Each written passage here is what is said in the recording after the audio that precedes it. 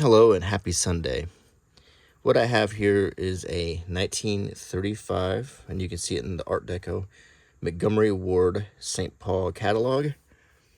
As you can see, it has tabs for handy finding where you want to look. On the side, someone had scribbled on it here 80-something years ago. Here's the back of it, the spine.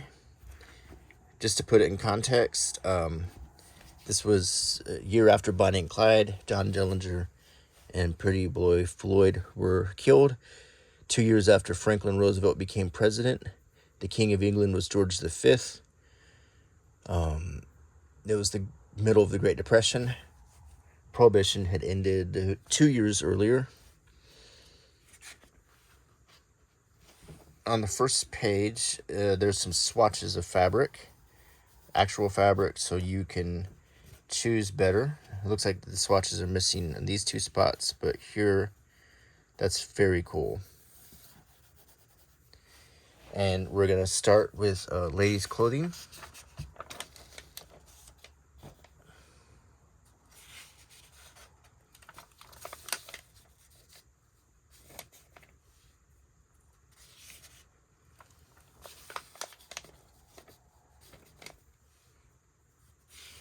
Very nice dresses. Take note of the prices, how inexpensive they seem, yet this was still a lot of money back then. The value of money, the value of the dollar, the spending power of the dollar was much higher than it is today. So $10 was quite a lot of money to pay for a dress. $3 was probably pretty average, or $2 maybe to get some of these dresses. A lot of women still made their own clothes, but we are getting to the department store era of our culture when women would buy their clothes pre-made and sized for them.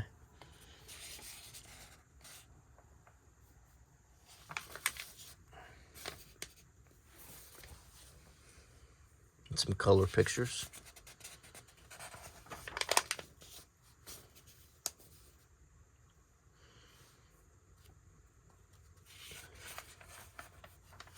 I think a book like this would be invaluable to a costume designer for making period pieces in movies, to get a really accurate look at how clothing looked back then. Jackets, bomber jackets, very classy clothing, these leather jackets and so forth. Made a cut really cool figures for these women. These styles were very, very classy looking.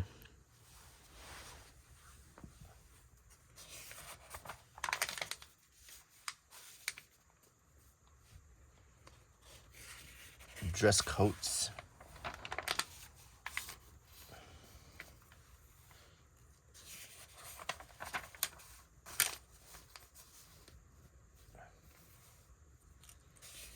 I think this is the oldest catalog, the oldest real catalog I've ever shown on my channel. I have some reprints of the 1800s Montgomery Wards, but this is the real McCoy. This is a real catalog. Everything you're seeing is real. Every page that's being turned here is real.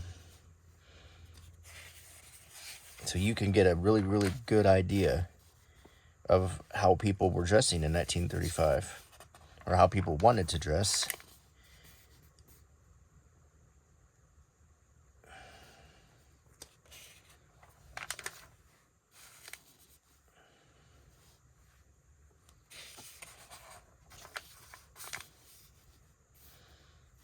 Some undergarments.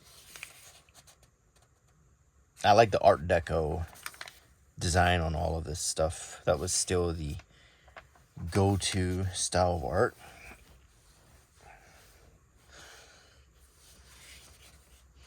As new as they are cool, comfortable as they are smart. Yarns are downy soft, lacy weave is stretchy, smooth, and wrinkle-proof.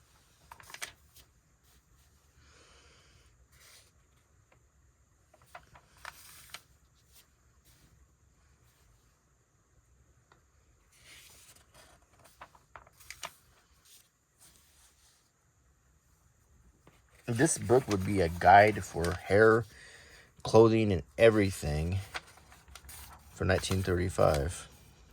The hairstyles, the undergarments, everything. And we even see how much everything cost.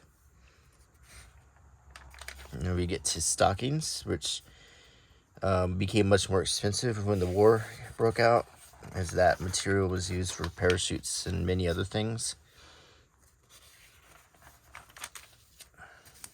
This is hair care products, from bobby pins to combs, curling irons that you actually had to heat up. Let's see, this is hair clips, hair nets, handkerchiefs. My grandfather always carried a handkerchief in his pocket. These like choir collars. I always think of a church choir when I see these.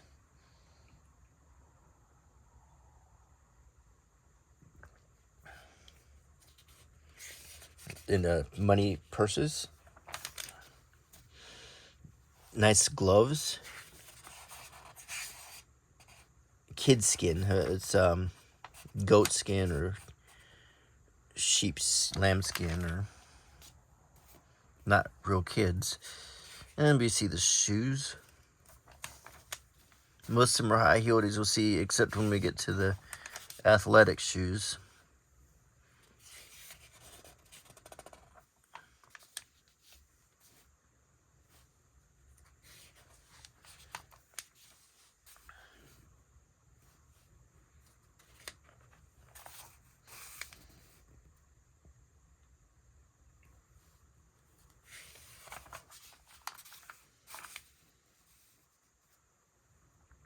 And we get to some children's toys, like these teething toys. A little donkey, a little puppy, a little kid.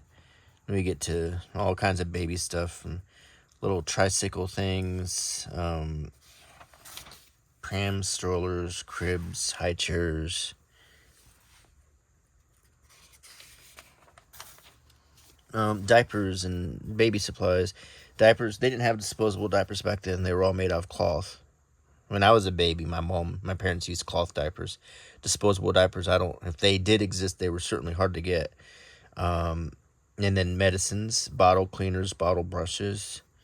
The bottles would have been glass, naturally, except the little nipple would have been rubber. And then baby supplies back then were zinc, stearate for chafed skin, which I think is like Desitin. Never Sulk discourages the thumb sucking, something they put on a children's thumb so they wouldn't suck it. White Vaseline for chafing skin. Ward's cod liver oil for strength builder. Ward's milk and magnesia as a laxative. Ward's boric acid, a mild antiseptic. Glycerin suppositories for constipation, and castor oil. My mom used castor oil just to punish me, so I'm not sure what it was used for babies. Make me take a swallow of that if I did something bad. Some more toys, rattles, baby shoes, baby socks, little things to put the clothes and socks on.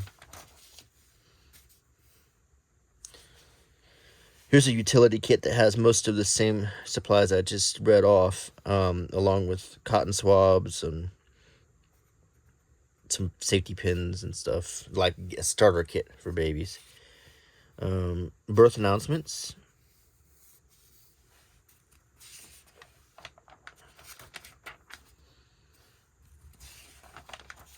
And little bonnets.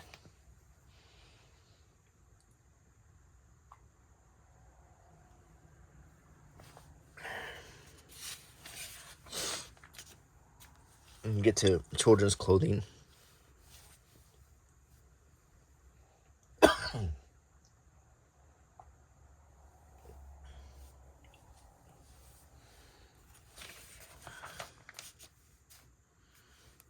Sportswear. You get some nice, better quality paper that's brighter white. They use a lot of different paper media to create this catalog. And then we get back to this sort of brown toned paper.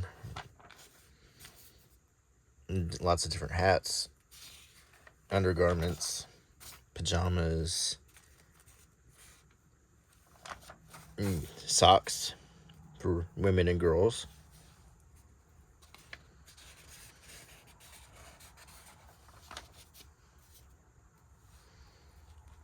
Leather shoes. Okay, here's a chart to measure shoe size. They x-rayed your feet back then, and this is an example of the bone, but they really did x-ray your feet when you tried on shoes back in the 30s and 40s until they realized it actually could lead to cancer. So, but that was normal back then. Shoe stores would have x-rays. Some of these boots look like something you find today for men and boys. Rugged as the boys who wear them. Oil treated elk skin boots for $2. Nowadays that would probably be over $100. Button down shirts with ties. Here we have overalls for play clothes or, you know, doing chores in.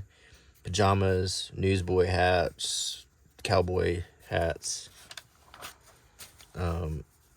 sweaters, sports sweaters, jackets, riding pants, more play clothes, the sailor suit was popular then. Here's some play clothes and some novelty clothes, but sometimes kids would just wear this outfit when they played. They would dress like a cowboy or a baseball player. And these are some older styles of suits. Now we get to work and play clothes. Just like Dad's Pioneer, the finest overall value we know of made. These are denim clothing for kids to work in or to play in. Overalls was, when I look at pictures of my family in Alabama back in this time period, they were all wearing overalls like this. That was the go-to outfit for kids, especially in the South, was denim overalls because they could do everything in them.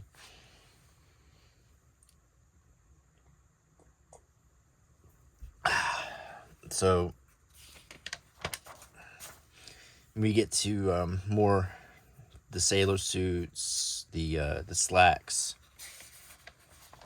and we get to church clothes for or you know, important things. But young men would wear, you know, suits more often than we wear today, and men would wear suits more often than we wear them today. Some sharp looking coats, leather. I mean, this doesn't look like the Humphrey Bogart look to a T here. More nice looking suits. These are the Stilson older style suits.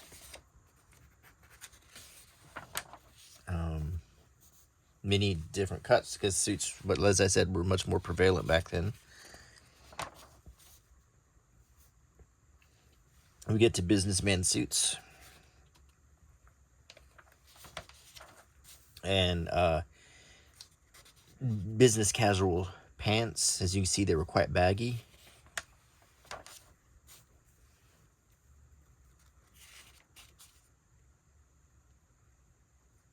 Wallets. And then we get to pants. Now we get to hats. Hats were worn much more frequently back then. The use of hats started to taper off in the 60s. But in the 30s, this was when all men were expected to wear a hat outside, take it off when they went indoors.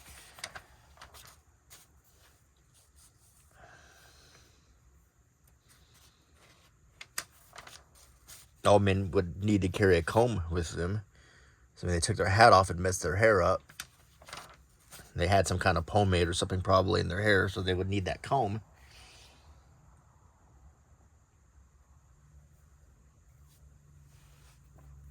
sleepwear.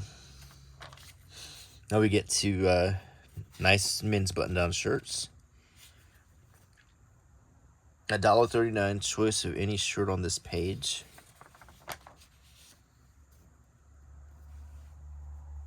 Deep tones, smart, fast color patterns, 5 solid colors for every taste. And then we have ties.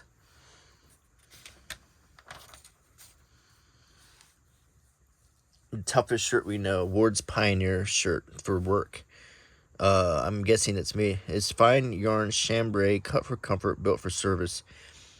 Heavy, closely woven, ideal chambray, deep double front, deep double back, full double elbows, acid 58% more wear by actual rubbing test, 2 button through pockets, pencil eyelet, reinforced to all main seams with 3 rows of heavy thread stitching, continuous sleeve facings for added protection against ripping or tearing, and dress shirt style collar band. And these are work shirts. And this was a work outfit. You have your denim jacket, your overalls, and your work shirt on under that. Like rodeo, cowboy wear here.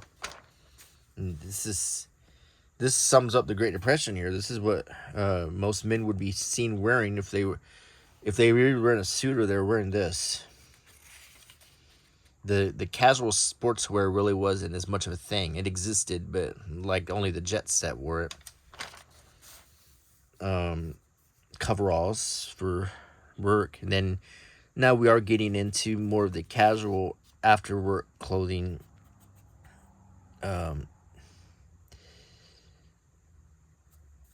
Like cardigans, pullovers. They have zippers, which was pretty new innovation in 1935.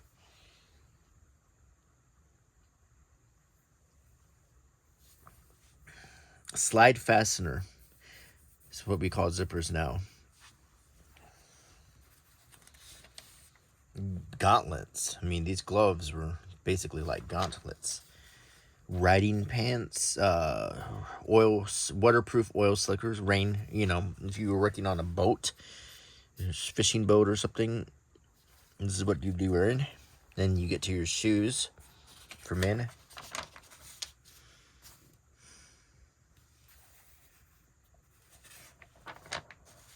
Solid comfort for tired, weary feet. I have a stand-up desk in my office at work, so I choose to stand more, which is funny because we've gotten to the point now in our culture where many of us don't want to sit anymore. We don't want to sit in a desk. We want to stand, and having a stand-up desk is kind of a perk now. Someone clipped out a pair of shoes. Looks like they needed something, and they cut it right out. That could have happened 80-something, 90 years ago. Then we get to shoe polishes, the shoe care things, because back then, you had to take care of your shoes. It was Shinola. You ever heard the term you don't know? SHIT from Shinola. Because it was black or brown. So it probably looked, that was where we get that expression.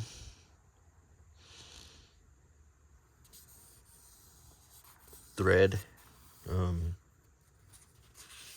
We're getting into, life back then, which was a lot of sewing and maintaining of garments and shoes, care of your stuff, because, you might, your whole monthly salary might have been $10. So you had to, it sounds crazy, but this was the Great Depression.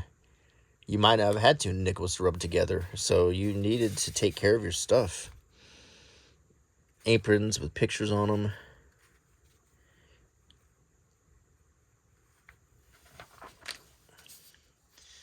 Scissors, shears.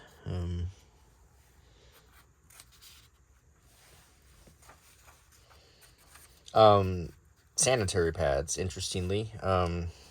This was a different time period for ladies, and the use of sanitary pads involved belts and garters and so forth.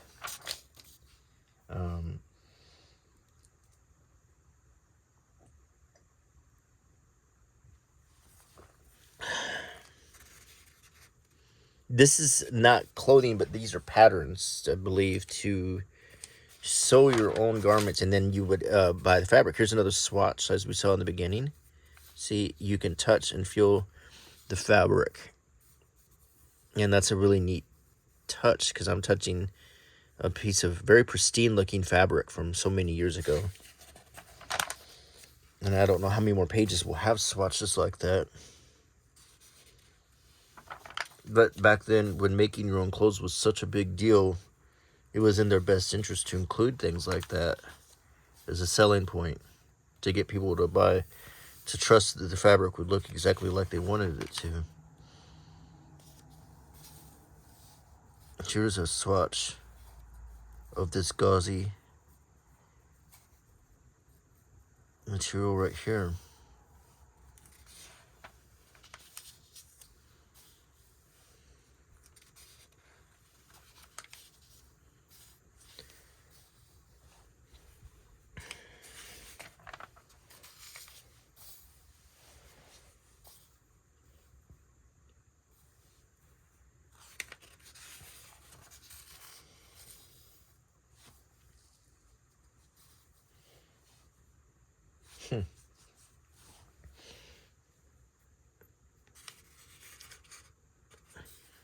Muslin sheeting,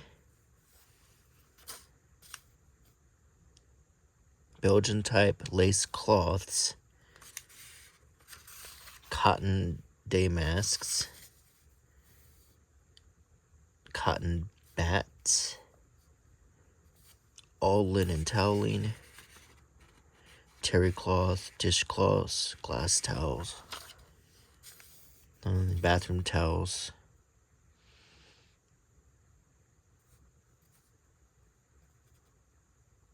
Gay colored plaids on white are very smart. Large size 22 by 44 inches will absorb 1/8 gallon of water by actual tests. Now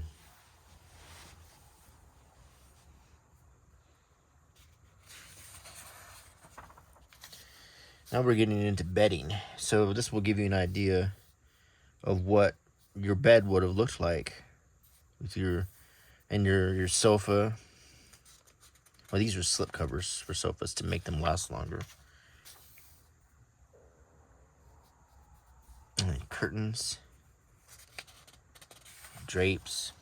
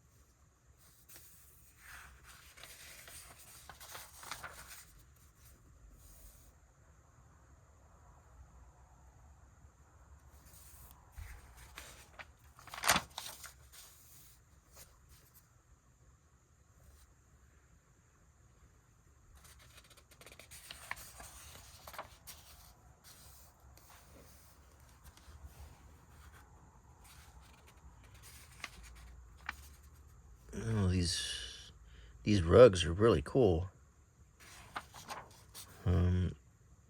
Just beautiful. Some of these are very, very ornate.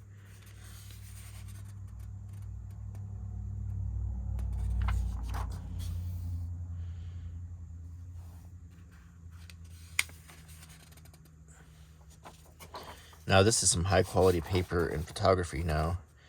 Very thick paper, and there's glossy photos so they could show you as much detail of the rugs as possible back then. This paper feels different.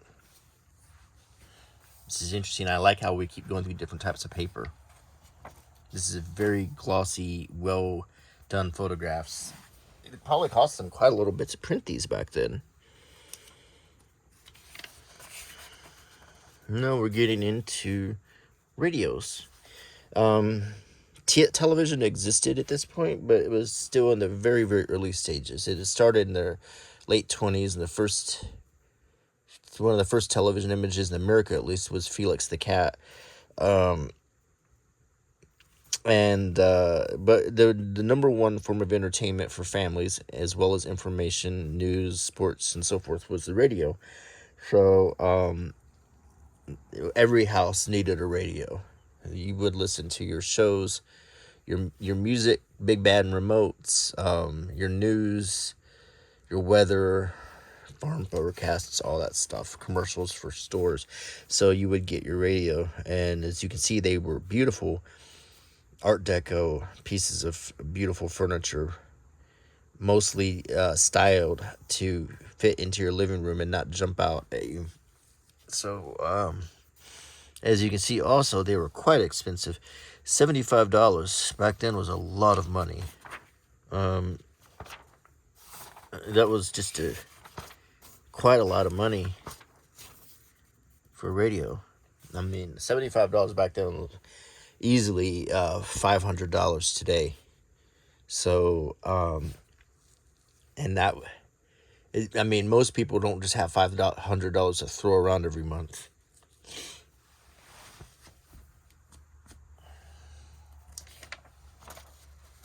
$60 was still plenty of money to pay for a radio back then, but you still wanted that radio. You know, you wanted to listen to the shows. You wanted to have the news, have the weather, and all the things that came with radio. Listen to the president do his fireside chats. And Franklin Roosevelt really took advantage of the radio. That's how he got a lot of his messages out. One of the first presidents to really take full advantage of the radio. These are radio tubes. They would break and you would just replace them. When you had these vacuum tubes, basically what thing they don't show in a lot of movies is when you started your radio, it took a few minutes to warm up. The tube actually had to heat up, and then it would slowly come into volume. It would start out very faint, and then the volume would increase.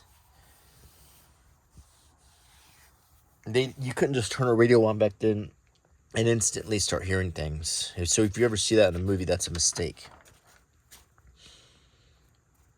Tested, sealed, and dated for factory review protection.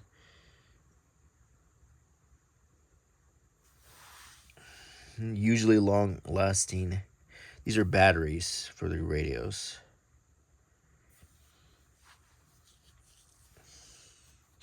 Then we get to mattresses, mattresses are a big deal industry now, but back then they were made out of cotton, felt, and springs. They didn't have memory foam and all the stuff they put in them now. But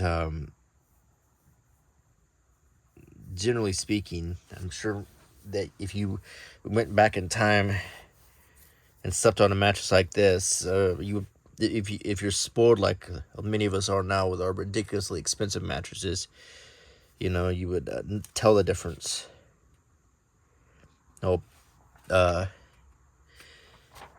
Although these do look more complicated. A lot of people just slept on a bag stuffed with feathers or even straw, for that matter. Now, I've slept on a bed that had box springs just like this. There were naked box springs, nothing around them.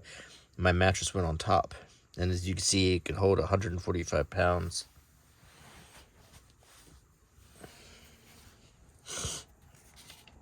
But that you could put the 1 pound here and it'd still be firm. That's what they're trying to show. It wouldn't collapse all the springs at once. So this old cast iron bed with this Art Deco design is one I slept on. I think this is the exact one right here.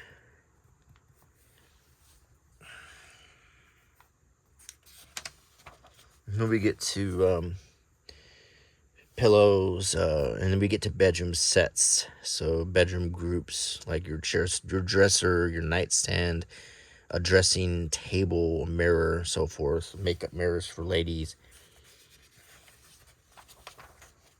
We get to a lot of different bedroom sets, and you can see they're all quite similar. Not like what we have today. Matching, and generally it would lean on the type of wood rather than any kind of paint, and they're definitely, made out of some type of wood. Nowadays, bedroom sets can be made out of lots of things. Wardrobes, shiffer robes, I think.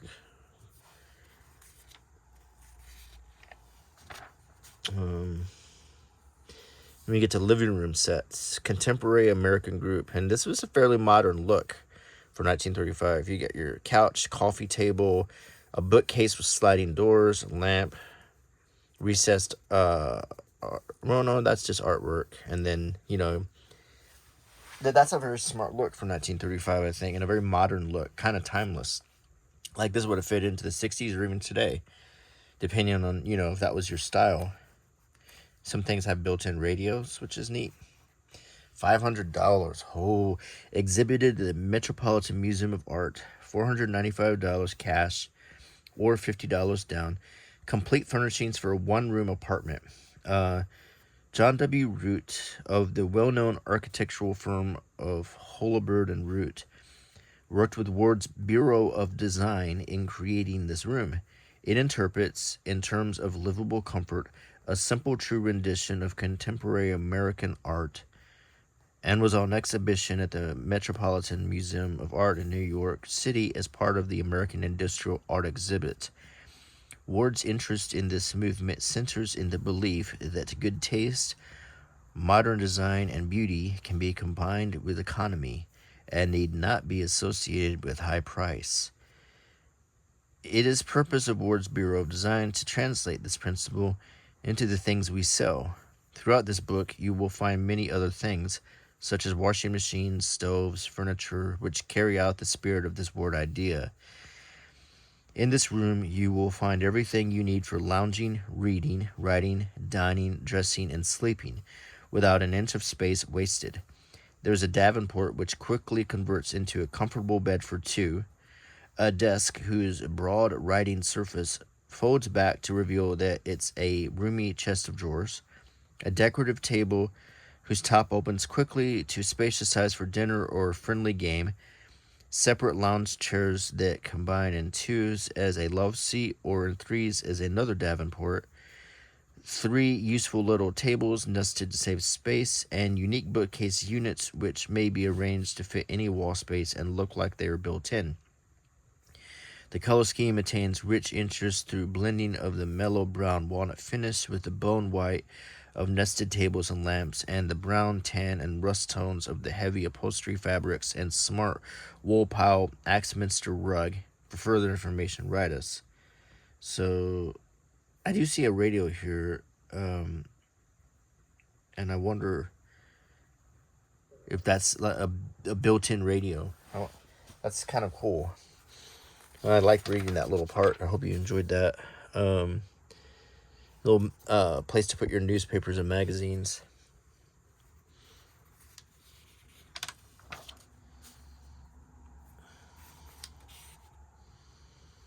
I guess these are day beds. And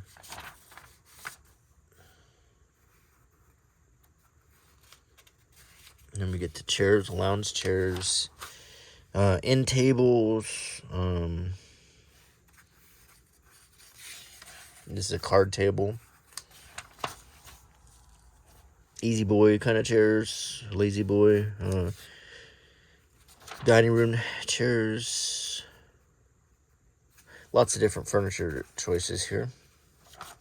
Here's an order form.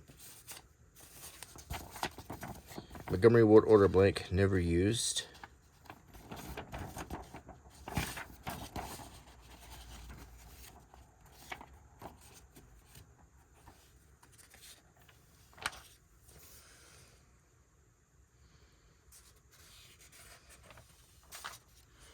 Now we're getting into the vacuum cleaners. Good old vacuum cleaners. The Ward Standard. And look, there's like a dust buster. Look at that. I didn't even know they had anything like that. Washing machine. This is a dryer, a wringer. There's an electric This, I think, is a wringer for your clothes to try them out. Maybe that's the electric ironer. Maybe you would feed your clothes into that to press them. These are, yeah, this is yeah, that's a wringer. So you would wash your clothes and wring them out, and you can put them back in the washer and agitate it again. There's a hand pedal there, or foot pedal, I mean.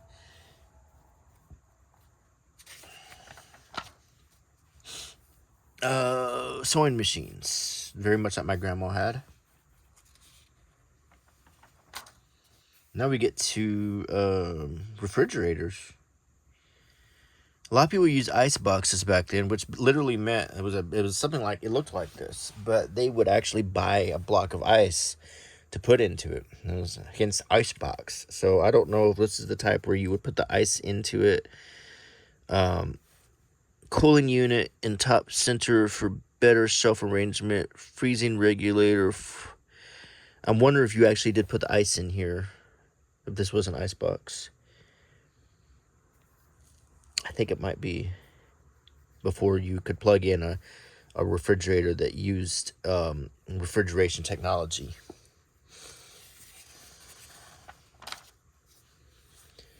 Gas ranges, stoves,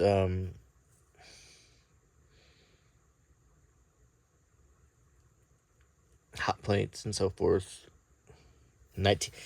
No other gasoline range at any other price as 19. It would be kind of nerve-wracking to have a gasoline range. And its most beautiful range never offered all working parts concealed. It seems like a gasoline range would be highly dangerous. But the most beautiful kerosene range ever built. Porcelain enameled, all working parts enclosed. So that's about $50. The gasoline range is $70. But I think I would probably want the kerosene before the gasoline. The lower flash point, I think. Then we've got gas ranges with valves in them. Much more. I wonder if this was what gas fuel used.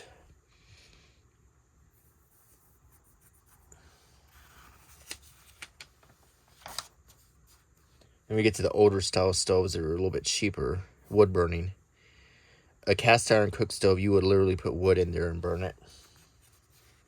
And there, it's $11. But that's essentially the same thing we had in the 1850s. And then we get to older stoves that are much cheaper, like $10, $8, $5 for a stove. Then we get to brooms, a sweeper,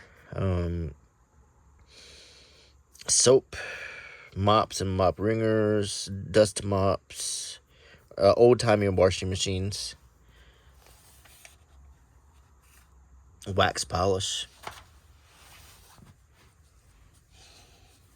and clothespins, clothesline stuff for hanging your clothes out to dry, iron, a wash tub, a rubber bathtub, a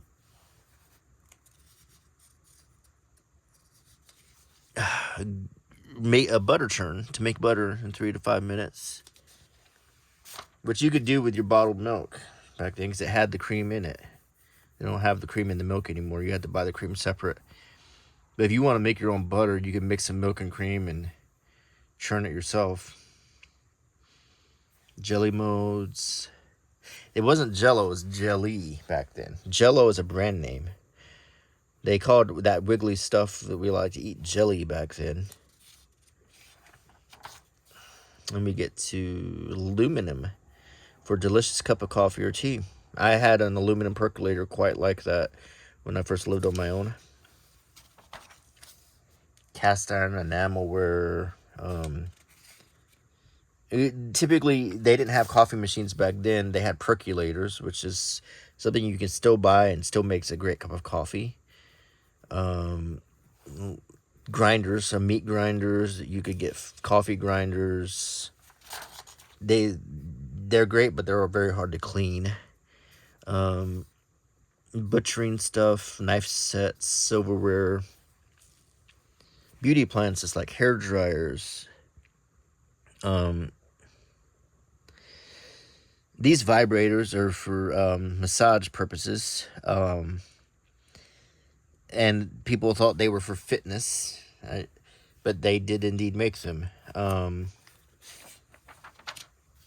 Sandwich toasters, the old-timey toasters, they didn't really have the top insertion. They opened little doors on the side and your toast would slide out. Here's one that had the top insertion that would become the standard.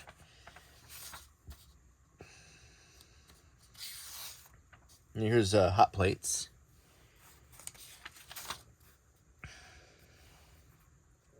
Kerosene lamps. Electric lamps. And we get to china cabinet fillers.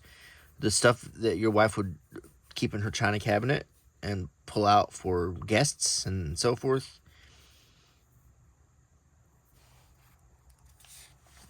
Sometimes you just eat off newspapers so she wouldn't have to wash them all. But some really nice china with even Chinese patterns on it. Glassware. Not as much of that stuff. Now we get to books and songs. So because making music was also still a big deal back then, because not everyone had a record player, so they would make their own music. They'd buy the sheet music here. Hill country songs and ballads. Cowboy songs. Round Up and Range. Community songbooks. Jimmy Rogers books. Bob Miller's famous songbooks. Banjo and mandolin. Ukulele. So you would get your music here to play. And now we do get to records.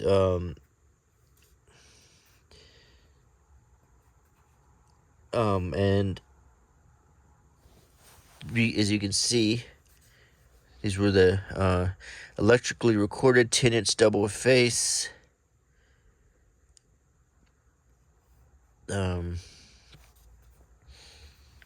Guy Lombardo, Isham Jones, Mills Brothers, Jane Froman, Bing Crosby, Victor Young, Ted Lewis, the Allen Brothers, Bradley Kincaid, Girls of the Golden West, the Carter Family. Hawaiian music was very big back then. Cowboy songs were very big. Hill country vocals. This is the Great Depression. There was a big rural culture at this time.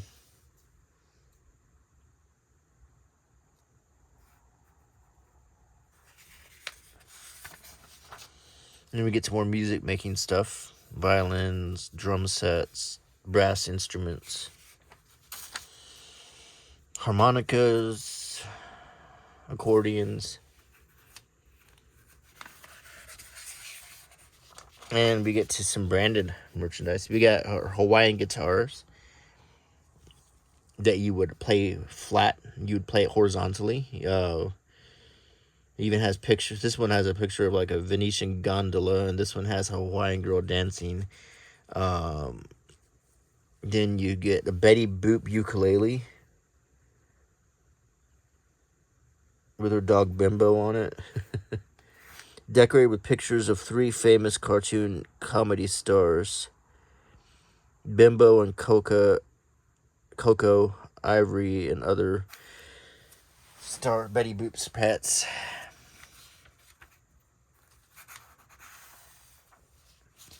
Then we get to banjos, and here we have Cologne, Yardley's of London. This was probably this is someone used as a bookmark, and I don't know if you recognize that. That's part of a letter, and that's part of a postage stamp right there. And they made themselves a little bookmark. And that was a 3-cent stamp.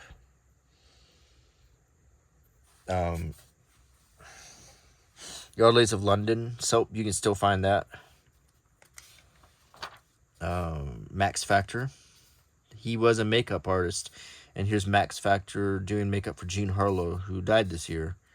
1935. I think it was 35 when she passed.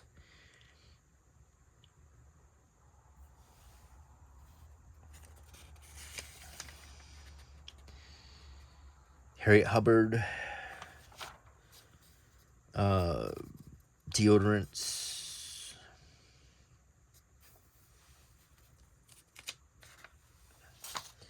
Toothbrushes. This is we're in the hygiene section. This is where you would get your toothpaste, tooth powder. If you still used it, you dip your brush in water and then stick it into the tooth powder, and just like baking soda, brush with that. Gold Bond, hot water bottles.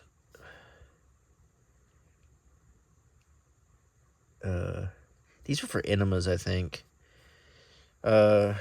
Which was something that was more common back then. Aspirin, quick relief for headaches. No finer quality, any price. Stop that cold. We got cough syrups, quinine, vapor rub. Here's some of the other aspirins. Bear aspirin, acetanilide compound. I wonder if that was like Tylenol, like acetaminophen. And effective for the relief of simple headaches and neurologic pains. I bet you that was acetaminophen. Anacin, hexin tablets for quick relief from pain due to simple headaches. And Emerson's Brome seltzer and Alka-Seltzer. It came in a little glass tube with a cap. Ovaltine, which was marketed more of as a medicine than a kid's drink then. Here's your supplements for sedatives for sleep, antiseptics, gas remedies, muscular pains, first aid stuff, tinctures, bandages, sponges, sterno cooking, wheelchairs, foot appliances. Oh, here's sweets. Deserta jelly. Chocolate dessert made out of jelly. Grape jelly. Loeb's grape jelly. Loeb's dietetic chewing gum. Stillwork chocolate. Pure chocolate bars. Imitation maple syrup. Sugarless sweets. And dietetic canned fruits. Soybean flour.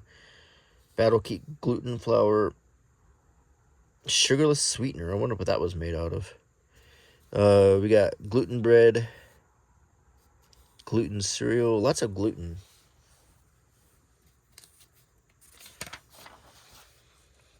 Abdominal belts. That's for people with hernias. Hernias were common back then. You worked, you got a hernia, you didn't have time for surgery, you wore one of these things. It's the trusses is what. Reading glasses, shaving cream, brushes, combs.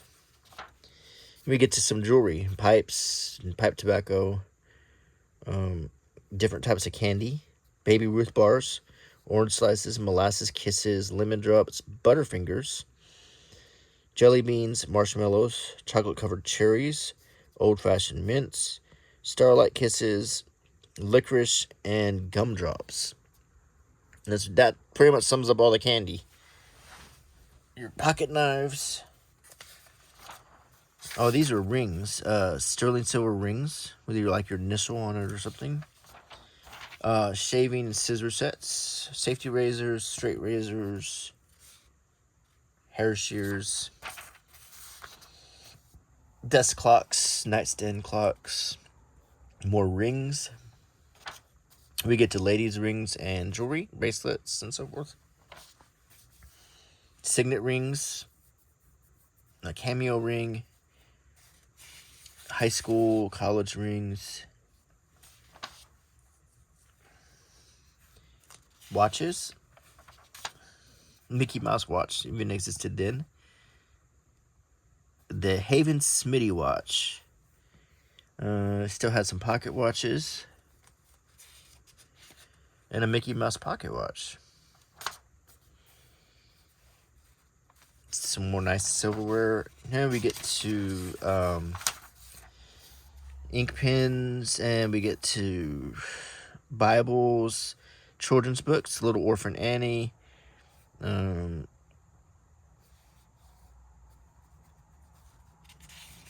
we get to other books. We have Tarzan, Western books, mysteries.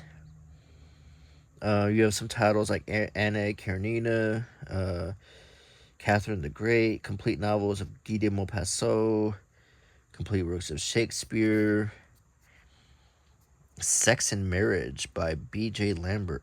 All your most intimate questions answered in simple, straightforward language. Things you should know about yourself, your body, your desires and impulses. Facts about the so-called mystery of sex. With 250 pages, cloth bound. Sane sex life. Sex and marriage. Healthy sex life. Marriage and morals. Married love. Plain facts about sex. This is very like blunt. For night. The overall moral code would kick in within a year. It would affect movies and books and everything, but it still hadn't quite kicked in yet. And we get to playing cards, Catholic goods like rosaries and so forth, toilet paper rolls, crayons, Crayola crayons, watercolor sets, strong boxes, sign maker sets, rubber type sets, ink wells, typewriters. You get to ink ribbons, stereoscope for looking at stereoscopic pictures, which were two pictures taken of the same thing in slightly different angles to give it a three-dimensional effect. Have quite a few of those. Binoculars, telescopes. We get to toys.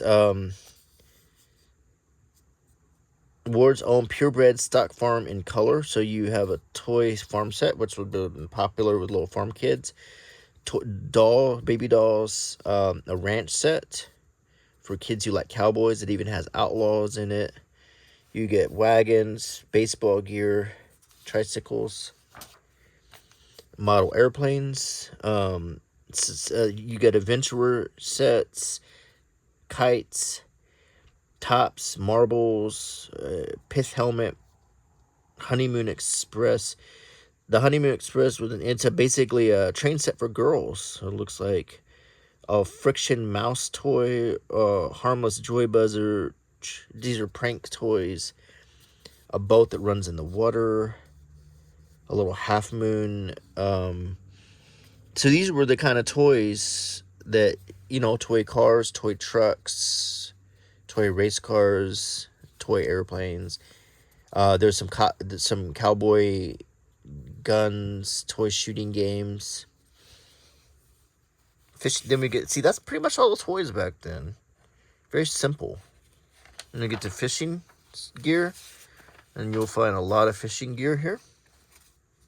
American flag with 48 stars. Bicycle supplies. We get to sporting stuff like tennis rackets, golf balls, sporting clothes like baseball uniforms, schoolboy sports gloves. And we get to rifles and shotguns. An air rifle, like Daisy air rifles. You get to cameras and camera supplies. Kodak cameras. Baby Brownie camera. The Jiffy Kodak. Outdoor stuff like tents, air mattresses, canvas covers, tires. And we get to straightforward tires for your car.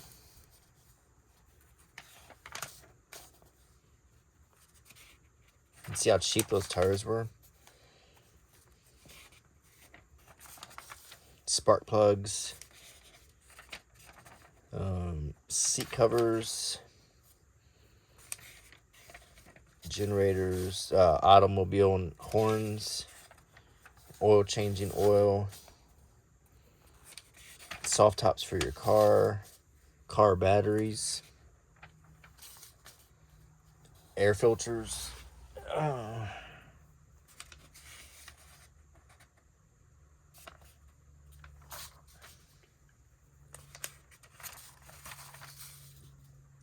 A lot of car parts.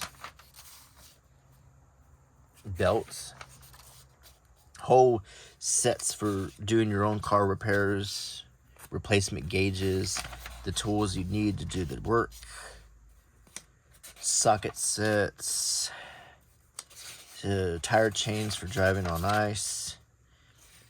Hydraulic jacks for changing tires. Then we get to roofing material, flashlights. Look at that Mazda flashlight bulbs. Slate roofing, the roll-on roof. Corrugated metal roofing. Doors. Screen doors. Hardware for lighting. Light bulbs.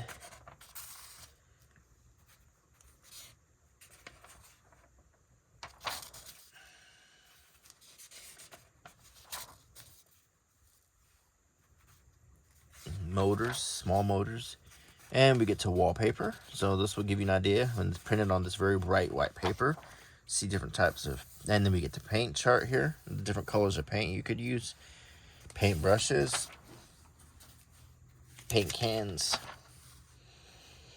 Other chemicals like kerosene, cosmoline, enamel paint, floor varnish, roof paint, different types of hardware, locks, drill bits, hand saws, pliers, axes, saw blades, circular saw blades, clippers, snips, machine bolts, chisels and punches, anvils to do your blacksmithing if you still had horses, hand tool grinders, yard tools, shovels, hoes, rakes, lawnmowers, garden hoses,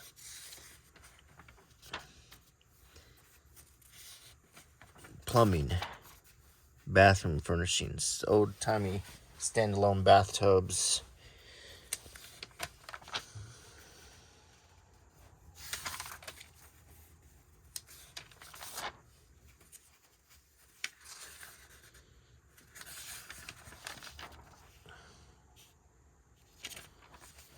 the one of the first toilet companies was named Crapper.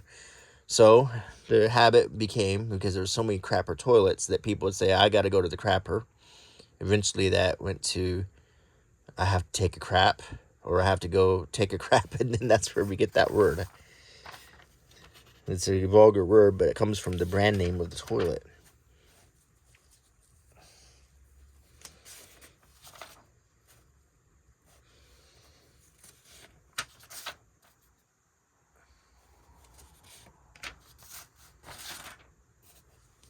We got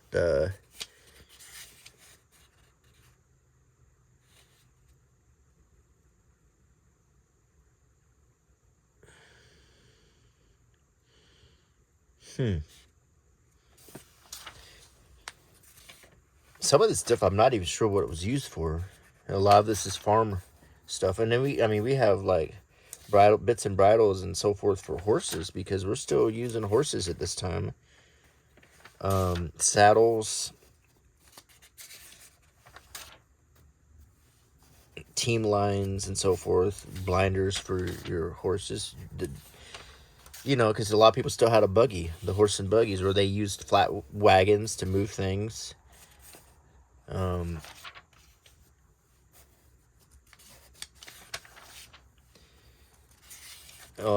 Old-timey farm plows, fencing.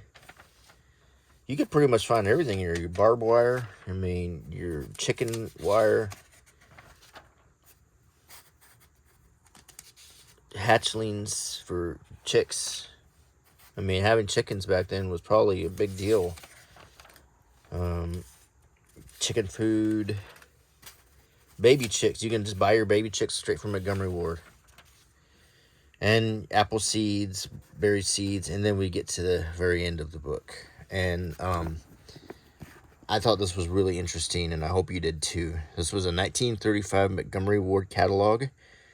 I showed you every page of it, and I hope you got an appreciation for the differences that have happened and for what you could get from this book back then and what life was like back then. So I hope you enjoyed it.